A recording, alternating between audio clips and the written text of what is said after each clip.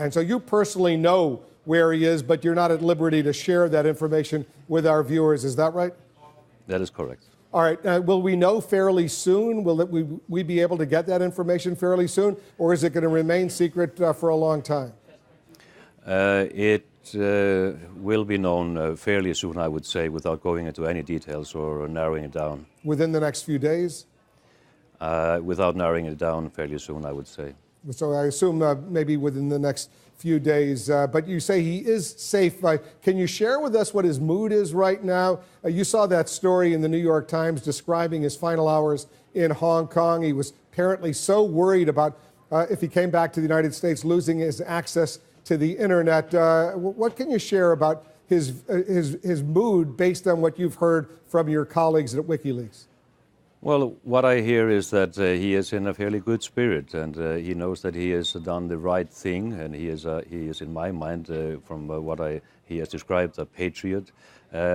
He is worried, I hear, about the narrative actually not being on the real issues here at hand, mainly what he has been disclosing, the important information that is now out there in the public about this dragnet surveillance.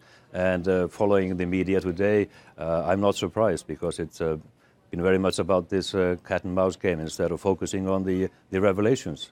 And that's where the focus should be. You heard the Secretary of State tell our own Elise Labott in this interview that he did and that we just aired that Americans might die, he says, because of what Snowden has done. He's endangered, he says, American lives. What's your reaction to that?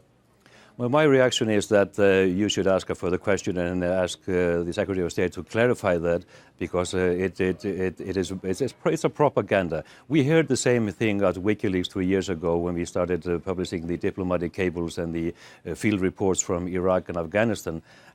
We were accused to have already maybe blood on our hands.